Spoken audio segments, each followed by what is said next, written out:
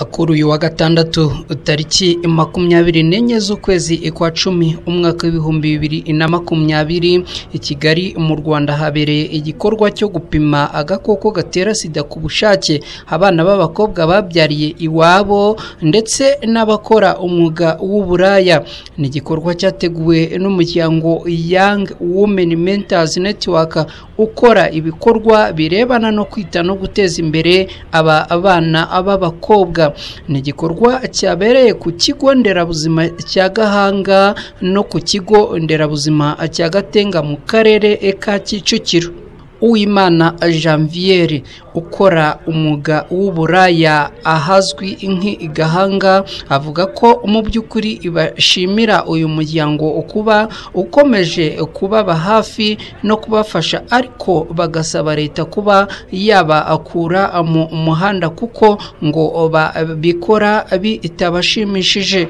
Uwimana Janvier ndinda ya muri Gahanga mbikora nanjye ntabyishimiye bimaze n'imyaka 5 kwega nkuko ibi bintu byaje hano twifuzaga yuko mwadufasha mukatubera abavugizi mukaduha bakadusabira inkunga bakazaduha inkunga ibi bintu tukabivamo, ariko baduhaye inkunga kuko twese nta muntu ubikora abyishimiye.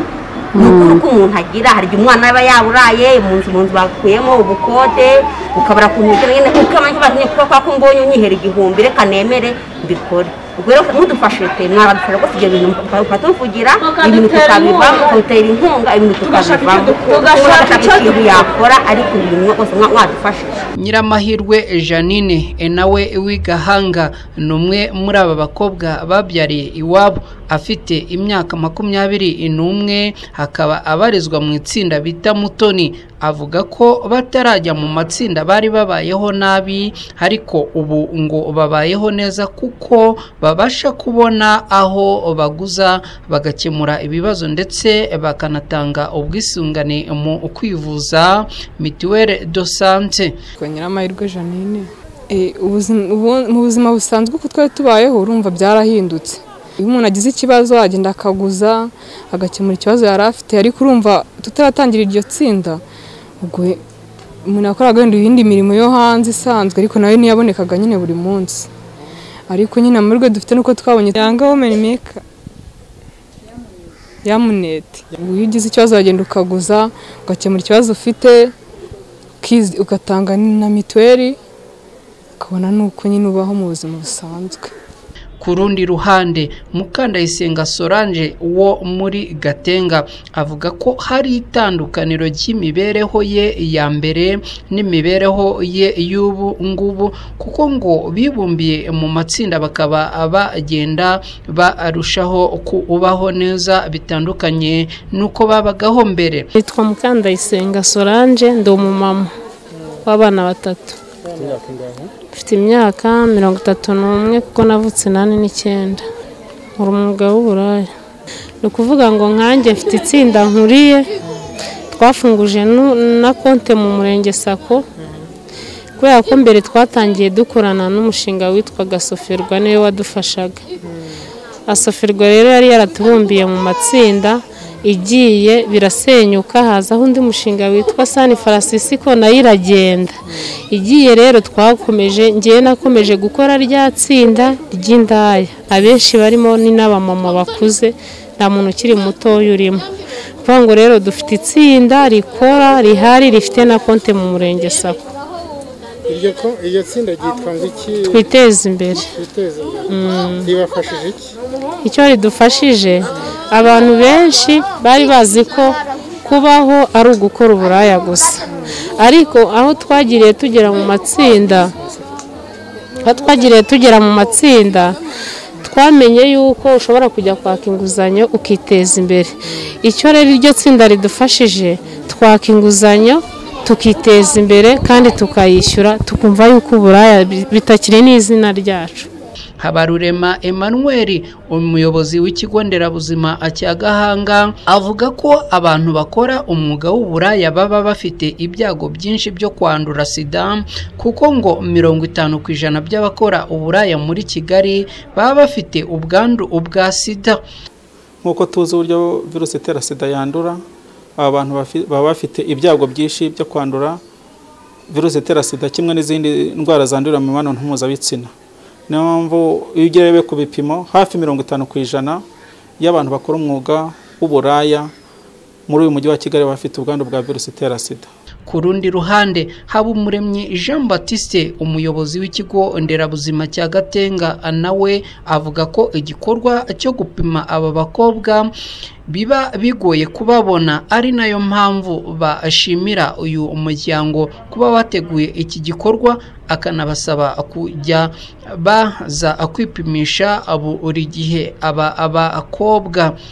Bango inama nabagira bango kano kazi bakora na kazi nabo ubwabo na kazi kaba kataboroheye, baba bashaka imibereho, ariko inama nabagira no kugira ngo bajye bahora bipimisha buri gihe kugira ngo bamenye uko bahagaze, kuko kugira ngo nabireka ko kanya byo ntabwo yabikwemera kandi ari bakuru umugati. Kuvuga ngo twabashishikariza kujya bahora bipimisha buri gihe. Natwe nkatwe abakora kwa muganga natwe tukarushaho kubegera. Bango niba tuje hano uyu munsi nyuma y'amezi 3 tukongera tukagaruka kugira ngo turebe koko niba hari ubwandu bushya burimo.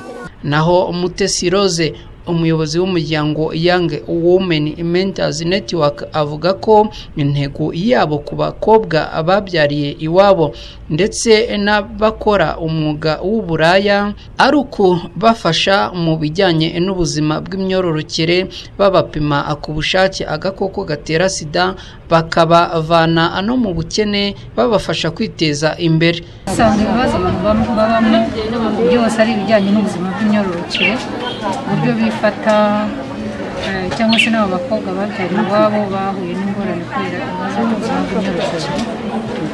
Ubu rero muri iki gikorwa kikaba ari igikorwa cyo kubapima ku bushake agakoko gatera sida kugira ngo buri wese amenye uko ahagaze. Mu inshingano zacu harimo no kubavana mu bukene kugira ngo n'abari mu mwuga w'uburaya cyangwa se indangamirwa nazo zishobore kugira ubundi mwuga bakora. Abo bose turajya ngo tubaze tumenye uko bahagaze, noneho tugende tubafasha kwiteza imbere dukurikije icyifuzo cyabo.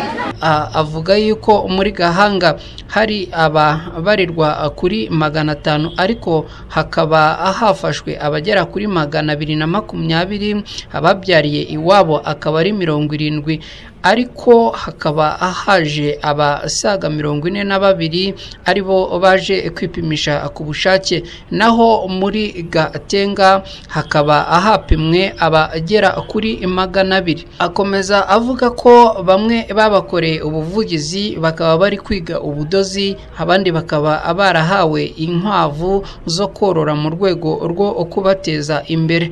Nubwo bimeze biki ariko ngo hari impungenge z'uko abakora umwuga w'uburaya bashobora kuziyongera bitewe n'icyorezo cya coronavirus cyatumye abantu bamwe na bamwe babura akazi. Gusa ariko ngo muri Kigali ubwandu bugenda bugabanuka ku kigero cya 49% kubera ko ngo imiti ibarinda kwandura abayihererwa ubuntu.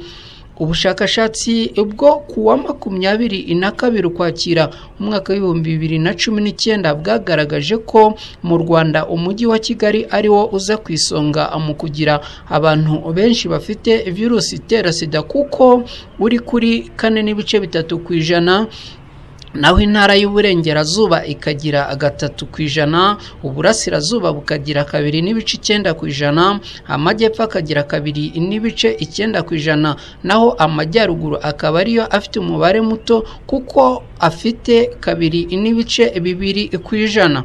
Ubwo bushakashatsi kandi bwerekanye ko mu Rwanda mu mijyi ariho hari abanduye benshi kuruta mu cyaro, kuko ngo mu mijyi habarirwa abasaga 4.8%, naho mu cyaro hakabarwa ababarirwa kuri 2.5%. Abandura bari hagati y'imyaka 15 na 64 ni 3% bangana n'ibihumbi 210. Ubu bushakashatsi kandi bukaba bwarerekanye ko buri mwaka handura abagera kuri ibihumbi 5,400 bangana na 0.08% by'abanyarwanda bose. mu bagore ubwandu buhagaze kuri 3.7% mu gihe mu bagabo ari 2.2%. mu bindi ibyagaragajwe n'ubu bushakashatsi kandi harimo ko kugabanya ingano ya virusi itera sida mu maraso biri ku kigero cya 76%. ni inkuru mwateguriwe na Ntirushwa Anakreti, Ibendera TV mu mujyi wa Kigali.